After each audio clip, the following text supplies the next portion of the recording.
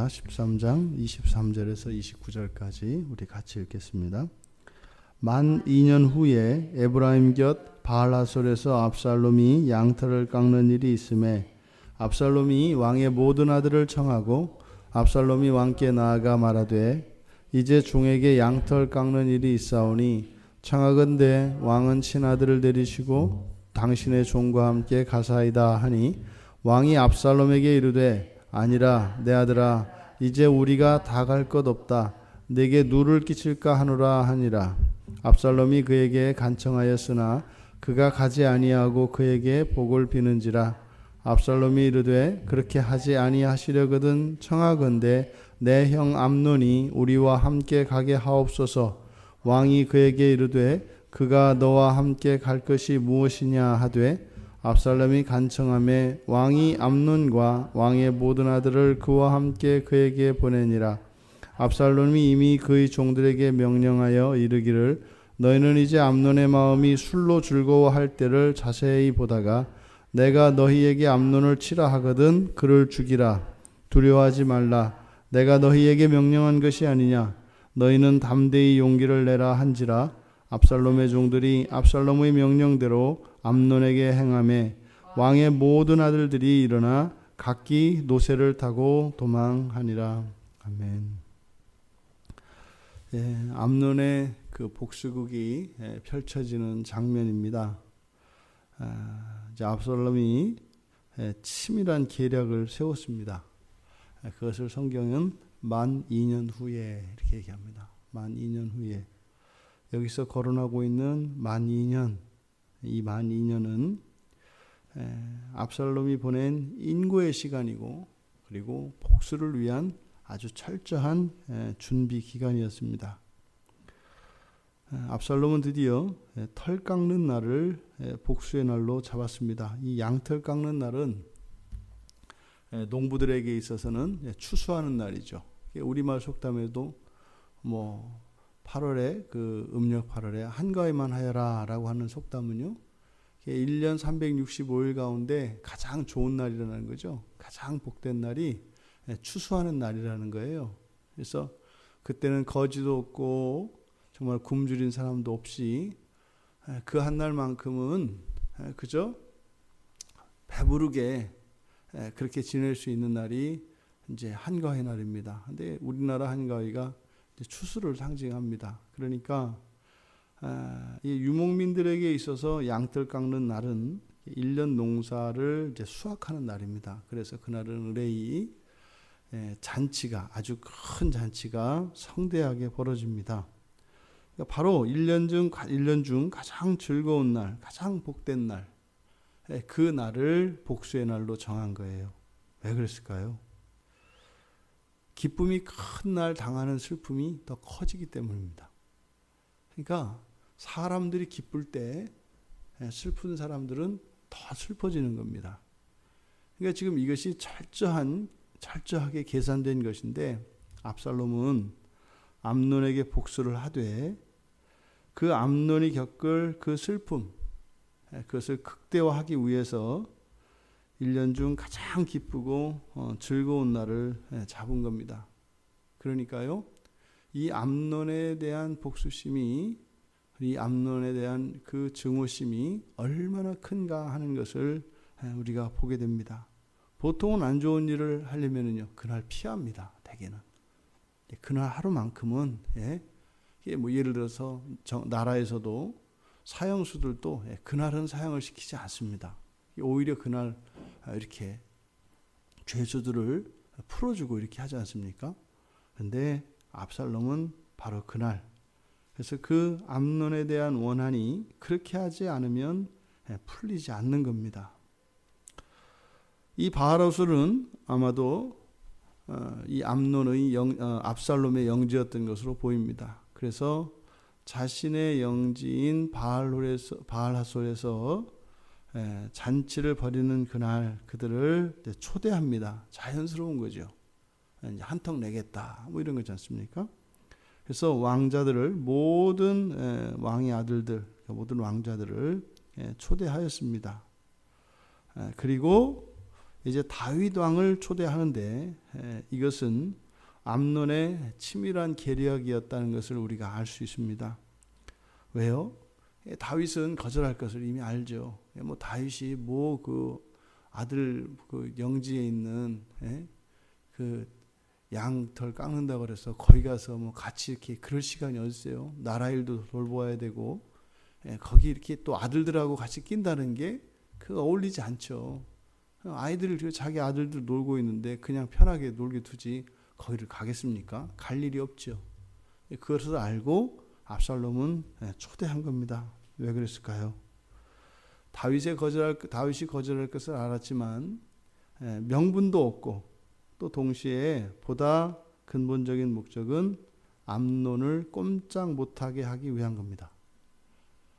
왕명으로 암논이 보내지면 암논이 안 올 수도 없고 갈 수도 없어요. 이건 왜 그랬을까요? 암논이 다말을 범할 때 했던 계략이에요. 암논이 다말을 범할 때 아버지 다윗에게 이야기해서 다말을 보내도록 했어요. 그럼 다말은 아버지이지만 동시에 왕이기 때문에 그걸 거절할 수 없습니다. 똑같이 지금 당한 대로 그대로 하고 있는 겁니다. 그러니까 아버지 다윗이 지금 그 장자라고 해서 특별히 귀하게 여기는, 그래서 그렇게 천인공노할 잘못을 저질렀지만 장자이기 때문에 야단도 치지 않고 그냥 내버려 두었던 그 아버지 손으로 그 암논을 보내게 해서 압살롬이 영원히 보내겠다는 겁니다. 그러니까 지금 이 압살롬이 가지고 있었던 이 마음은 얼마나 무서운 마음인지 몰라요. 그러니까 그거를 2년 동안 칼을 갈면서 살았던 겁니다. 그러니 뭐 거의 완전 범죄와 같이 모든 계획이 착착착 맞아 떨어져 가는 거죠. 모든 왕자들이 도착을 했습니다. 다윗의 명에 따라서 물론 암논도 참여했죠. 여러분, 바로 이 복수의 날을 양털 깎는 날로 잡은 것은 가장 즐거운 날, 그렇게 복수를 함으로써 그 슬픔을 극대화시키기 위한 것이라고 말씀을 드렸지 않습니까? 그런데 또 그 날 중에서도 잔치가 무르익어 한참 흥이 올랐을 때, 그때 압살롬은 종들에게 명령을 내려 암논을 죽이도록 그렇게 했습니다. 지금 우리말 성경에서는 27절에 보면 다윗이 그 아들들을 이제 다 보낸 이야기가 써 있습니다. 암논과 왕의 모든 아들을 그와 함께 그에게 보냈다. 이렇게 하고 28절에서 암논의 마음이 술로 즐거워할 때 이제 이렇게 나오거든요. 근데 70인역 성경에는 27절의 끝에 이렇게 말이 추가되어 있습니다. 다윗이 왕의 아들들을 암논과 함께 다 보냈고 27절 끝에 압살롬은 왕의 잔치를 베풀었다 이렇게 되어 있습니다. 왕의 잔치를 베풀었다. 이거 무슨 말이에요? 왕을 대접하는 잔치예요. 왕의 잔치라는 것은. 그러니까 압살롬이 암논이 왔을 때 어떻게 했다는 거예요? 마치 왕위를 물려받은 왕처럼 암논을 대접했다는 거예요. 그러니까 어떻게 했겠어요? 아주 붕붕 띄워준 겁니다. 이렇게. 드디어 우리 황태자께서 오셨다. 다음 대위를 물려받으실 다음 왕이시다. 이렇게 하면서 그 잔치상은 물론이고 모든 것이 암논을 이렇게 왕으로 섬겼다 이 말입니다. 그러니까요, 이 암논으로 하여금 기분이 아주 최고조에 오를 수 있도록 그렇게 했다는 겁니다. 그러니까요, 1년 중에서 가장 행복하고 즐거운 날, 또 그날 중에서 암논이 가장 즐겁고 가장 흥이 돋구어졌던 그 순간에 압살롬은 하인들에게 명령을 내려 암논의 목숨을 끊어버렸다고 하는 겁니다. 보십시오. 사람이 가지고 있는 원한이 얼마나 두려운가 말입니다. 우리나라에서만 5, 6월에 서리가 내리는 것이 아니라 지금 이 압살롬이 품었던 이 한은 5, 6월에 서리가 내린 것이 아니라요. 2년을 꽁꽁 얼어붙게 했던 겁니다. 압살롬의 마음은 이미 2년 동안 완전히 얼음이 되어버린 겁니다. 자비라고는 한 점도 눈을 씻고도 찾아볼 수가 없고 그의 마음속에는 오직 아주 잔혹한 복수에 대한 열망으로 가득 차 있었던 겁니다. 그런데 성경 기자는 이 사건을 매우 특별한 사건으로 다루고 있습니다. 29절의 끝에 압살롬의 종들이 암논을 죽였습니다.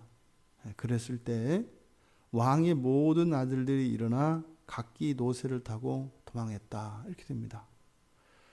노새는요, 순나기와 암말 사이에서 태어난 이종 교배종입니다. 레위기 19장 19절에서 철저하게 동물들도 이종 간에는 교배를 금지하고 있습니다. 다른 동물들끼리는 절대로 교배하면 안 돼요. 그러니까 오늘날 무슨 동성애 이런 거는 생각도 할 수 없는 거죠. 그러니까 이 나귀가 성경에서 이 노새가 성경에서 처음 등장하는 것이 바로 여기입니다. 그러니까 노새는요, 물론 이방인들은 사용을 했어요. 근데 이 히브리 사회에서 노새가 맨 처음에 등장하는 것이 공교롭게도 압살롬이 자기 형 암논을 죽이고 난 뒤에 그 동생들이 그 노새를 타고 갔다 이렇게 이야기를 해요.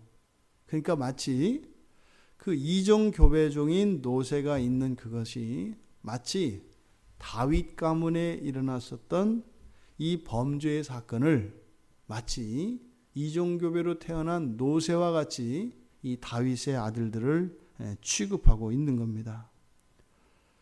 다윗의 범죄는 이미 오래전 이야기입니다만 지금 이 압살롬의 복수는 이스라엘 왕가 이 다윗과의 이런 성의 이 문란한 이 간음 이것이 그 가문에서 떠나지 않는다는 거예요. 그래서 이 노새가 상징하는 것은 바로 이 다윗 가문은 간음의 씨앗들로서 노새와 같은 자들이다라고 고발하는 것처럼 지금 그 나머지 왕자들이 노새를 타고 달아났다라고 이야기를 하는 것입니다. 실제로 이 뒤에 이제 다윗도 노새를 타고 솔로몬이 이제 왕위를 물려받을 때도 노새를 타고 이렇게 갑니다. 그런데 노새를 타지 않고 나귀를 타는 분이 누구예요? 예수 그리스도시죠.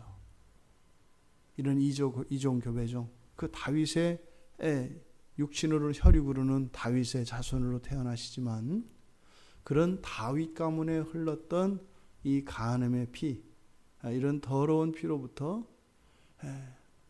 흠이 없는 것, 오염되지 않은 것을 상징합니다.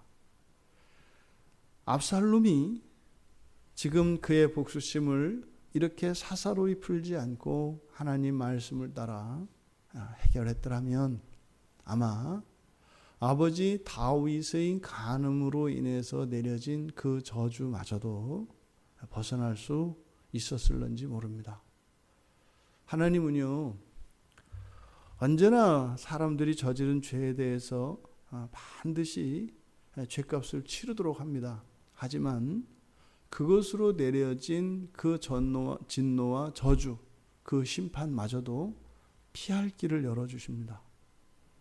또 그 하나님께서 그 범죄로 인하여 다윗의 간음 범죄로 인해서 내렸던 그 저주가 또 그 부모의 범죄 때문에 그 자녀가 애매히 당하거나 이런 일 없습니다. 오히려 자녀들도 그 범죄에 참여함으로 사실은 부모의 죄 때문에 벌을 받는 것이 아니라 스스로의 죄 때문에 벌을 받게 되는 모양이 된다 이 말입니다. 그것은 무슨 말이에요? 자녀들에 의해서 부모들의 범죄로 내려진 그 저주가 어떻게 될 수 있다? 풀릴 수 있다는 겁니다. 그러니까 그리스도인 가정에 이 원리를 보면 얼마나 하나님의 은혜의 원리가 작용하고 있는지 몰라요. 부부를 만들어요. 남편과 아내로. 그럼 어떻게 돼요? 두 사람 중에 한 사람만 살아나면 가정은 살아요. 둘 중에 하나만 살면. 따로따로 있으면 둘 다 살아야 삽니다. 둘 다 하나님 말씀 안에 있어야 돼요. 그런데요, 가정 안에서 부부 두 사람 중 한 사람만 하나님 말씀 안에 붙들어 있으면 삽니다. 또 부모와 자녀가 있는데 부모와 자녀 중에서 둘 중에 한 세대만 하나님 말씀 안에 거하면 살아요. 부모가 말씀 안에 거하면은요, 살아요. 그래, 못된 자식들도 잘 먹고 잘 살고 하나님 은혜 안에 사는 거예요. 왜요? 부모들로 인해서. 또 반대로 부모들이 하나님 앞에 하나님 말씀을 어기고 불순종하며 죄를 지었다 할지라도 자녀들이 하나님 말씀 안에 바로 서면은요, 부모들의 죄로 인해서 내려졌던 그 저주가 이 자녀들로 인해서 사라져요. 그러니까 이 가족 제도 자체가 얼마나 은혜로운 것인지 몰라요.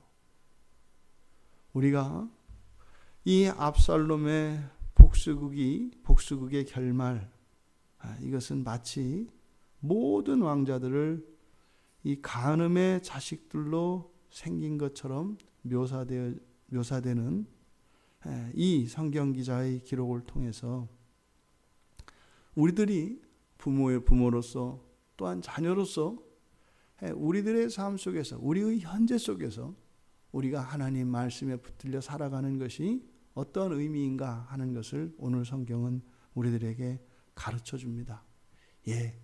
지나간 과거에 우리들의 죄가 있을 수 있고 우리 부모와 조상들의 죄가 있을 수 있습니다. 그런데요, 우리가 하나님 말씀에 순종하고 온전한 신앙 안에 예수 그리스도를 믿는 온전한 믿음 안에 있다면 우리 가문 안에 있었던 흔히 말하는 가계에 흐르는 저주를 다 끊어낼 수 있다는 거예요. 그러니까요, 우리들의 신앙이 그저 나 하나 개인의 문제가 아닌 겁니다. 나도 다 알지 못하는 우리 조상들에 의해서 하나님 앞에 저질러졌던 이런 입에 담을 수도 없었던 많은 죄들의 그 결과물들이 분명히 대를 타고 흘러오는 것은 틀림없습니다. 그런데 그것을 운명적으로 어느 가문의 자손이기 때문에 그 가문에 흐르는 저주를 받아야 되는 것이 아니라 우리의 순결한 신앙으로 그 모든 것을 정화시킬 수 있다는 것입니다. 이것이 그리스도인입니다. 우리들의 오늘 한날의 삶은요, 우리 가문에, 좁게는 우리 가정에, 조금 더 넓게는 우리 가문에, 더 나아가서는 우리 민족에 흐르는 하나님 앞에 저질렀던 우상숭배와 이 모든 미신들, 그리고 음란과 이런 온갖 범죄들, 이것을 회복하는 날이라는 것입니다. 오늘 하루 너무나 소중하고 가치 있는 날입니다. 그렇다고 우리가 뭐 엄청나게 뭘 하는 거 아니죠. 우리의 일상을 살아가며 하나님을 의지하고 그때마다 우리 마음속에 우리 주님이 기뻐하시는 그 일들을 선택하며, 또 우리의 마음은 소원이지만 그렇게 하지 못할 때 상한 마음으로 하나님께 기도하고 의지하며 그렇게 회개하며 나아갈 때 내가 거룩하여질 뿐만 아니라 우리 가문과 우리 민족 전체가 그렇게 새롭게 되어질 수 있는 소망이 우리에게 있음을 믿습니다. 오늘 하루 우리들 각자의 삶을 통해서 이렇게 우리 가문과 우리 민족에 있는 오염과 불결의 얼룩들이 씻겨지는 거룩한 한날이 되기를 주님의 이름으로 축원합니다. 살아계신 하나님, 압살롬의 복수극으로 인하여 아버지 다윗의 간음 사건으로 인하여 내려진 하나님의 그 징계가 이제 모든 다윗의 자녀들에게 흘러가고 있음을 성경 기자는 밝히고 있습니다. 하나님, 저희들 한 사람 한 사람을 통하여 이 민족과 저희들 가문에 흐르는 이런 죄로 인하여 내려진 이런 징계들이 풀리는 한날 되게 하여 주시고, 저희들이 예수 그리스도를 믿으며 살아가는 그 일이 단지 나의 현실의 문제나 미래의 천국과 지옥의 문제뿐만 아니라 우리의 본성을 새롭게 하고 더 나아가 우리 가문과 이 민족에 내려졌던 하나님의 진노를 푸는 작은 그리스도로서의 삶인 것을 기억하게 하여 주셔서 영광스럽게 복된 이 한날을 보내게 하옵소서. 철저히 우리 주님을 의지하며 살아가는 한날 되게 하옵소서. 감사하며 예수님의 이름으로 기도드리옵나이다. 아멘.